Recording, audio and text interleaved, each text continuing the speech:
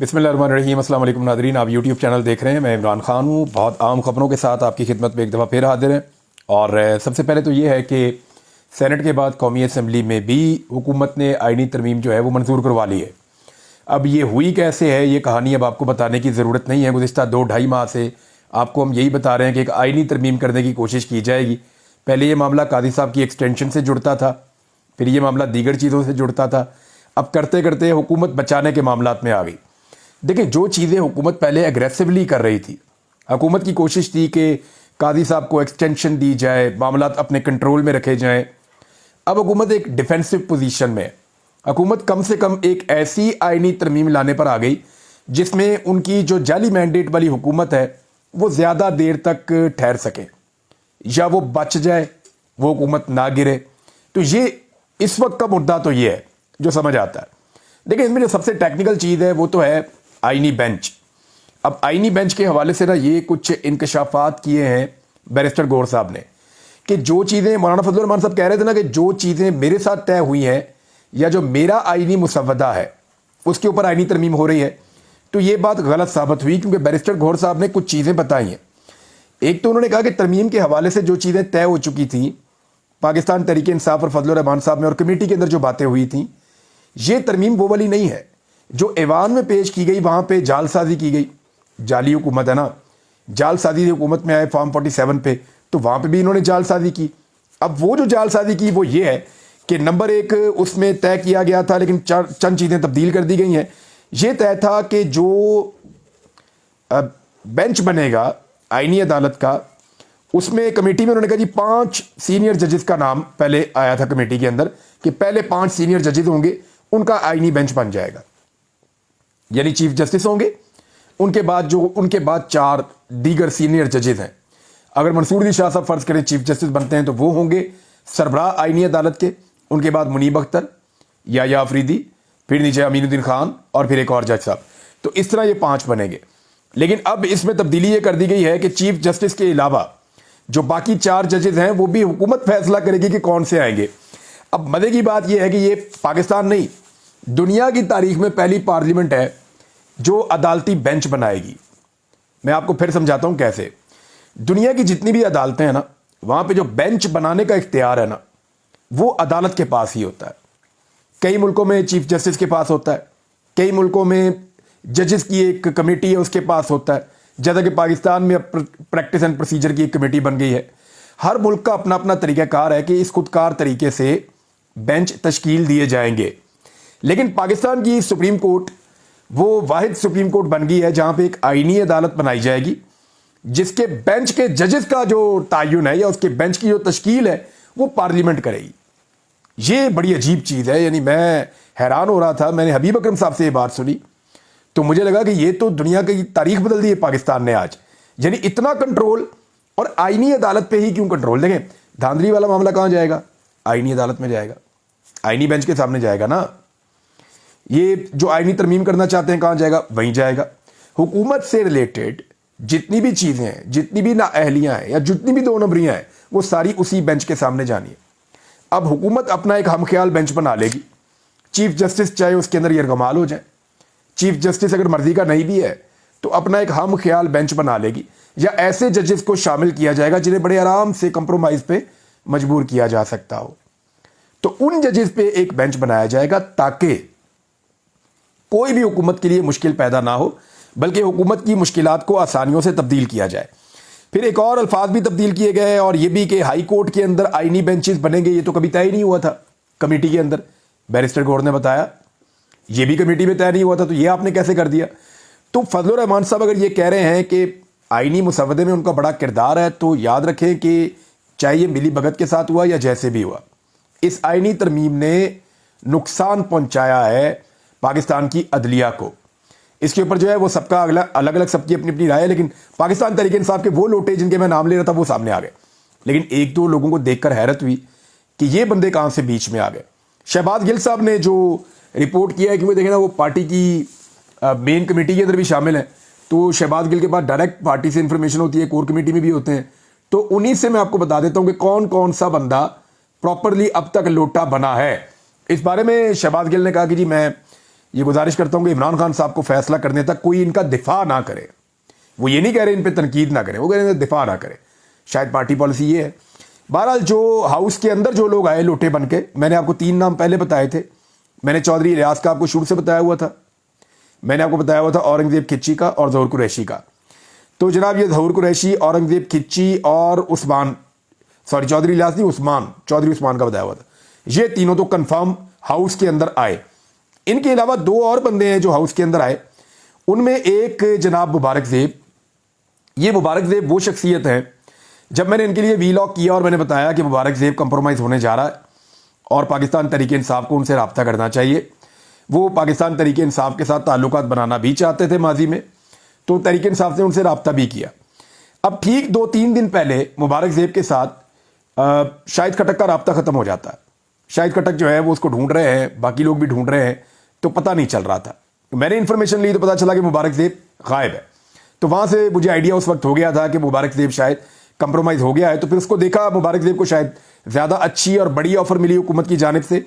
تو وہ مبارک زیب جس نے عمران خان کے نام پہ ووٹ لیا, اپنے شہید بھائی کے خون کے نام کے اوپر ووٹ لیا, وہ جو چوکوں میں کھڑا ہو کر کہتا تھا کہ عمران خان کا ساتھ کبھی نہیں چھوڑوں گا, اس نے جتنی شرائط رکھی وہ ساری شرائط صوبائی حکومت نے مانی. اس کے باوجود اسی مبارک زیب نے پیٹھ میں چھڑا گھونپا پاکستان تحریک انصاف کی.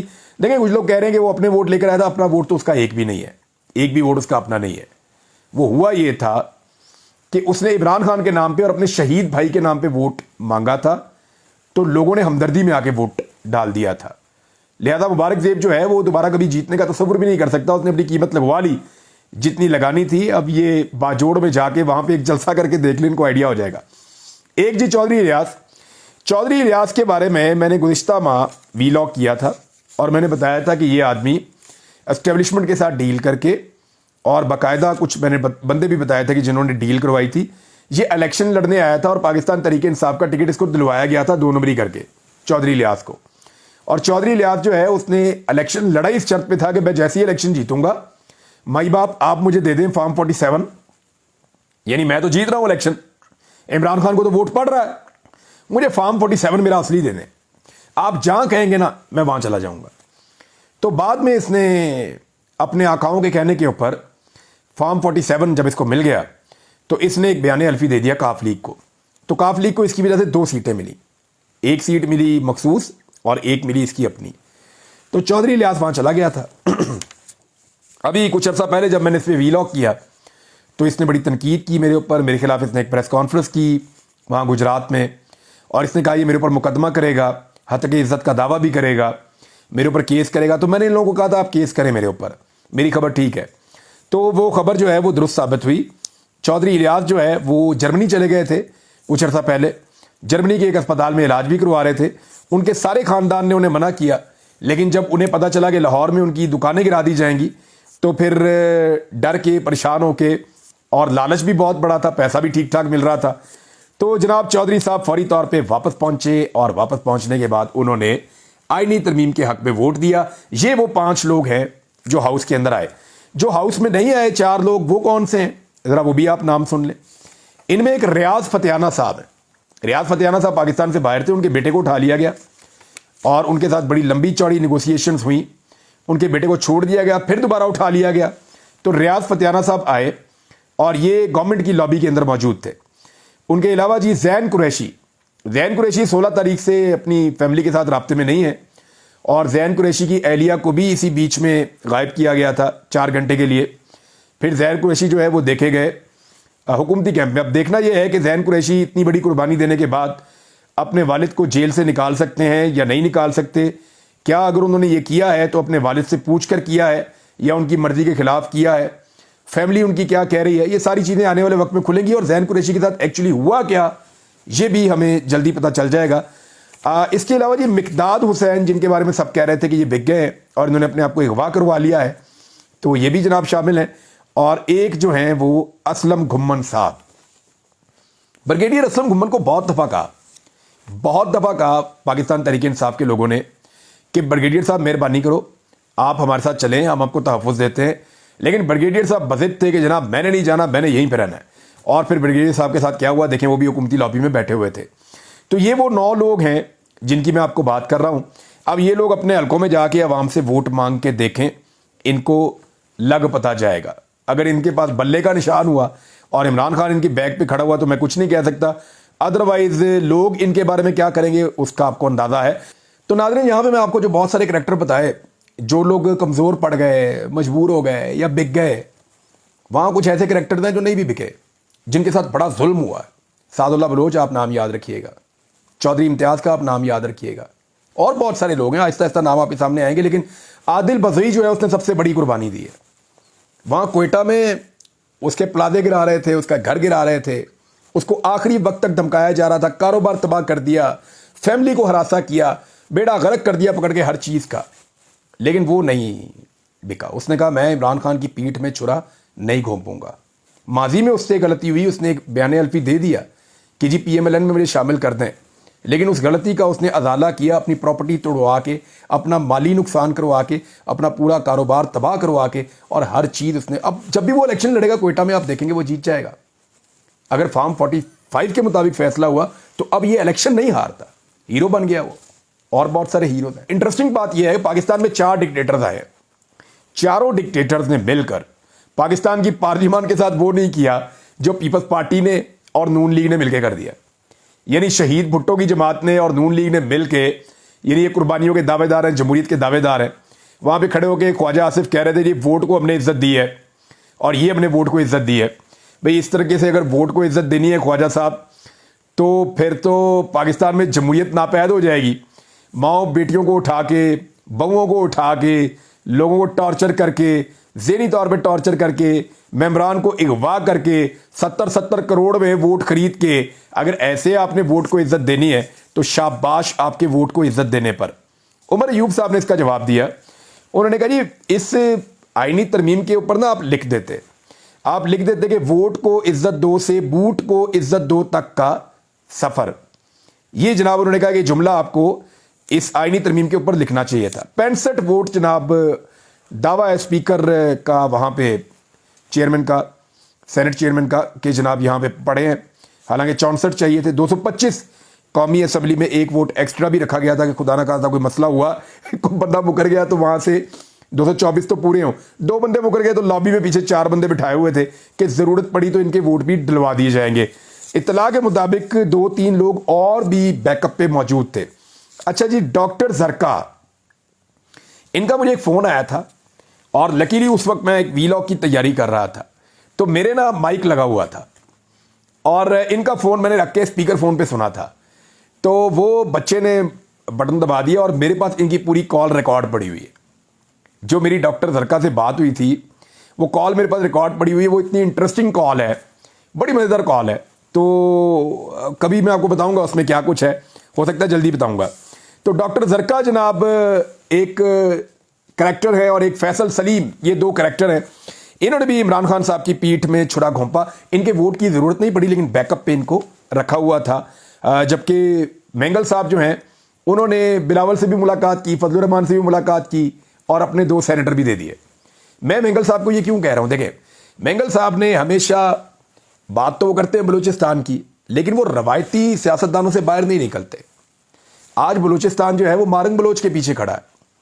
آج بلوچستان جو ہے وہاں جو بہت سارے نوجوان کھڑے ہو رہے ہیں ان کے پیچھے کھڑا ہے. وہ نوجوان قیادت کو لوگ پسند کر رہے ہیں. اگر بلوچستان میں جینونلی الیکشن ہونا شروع ہو جائے تو پرانے سرداروں کی ضمانتیں ضبط کروا دیں یہ نوجوان. یہ میں آپ کو سچ بتا رہا ہوں.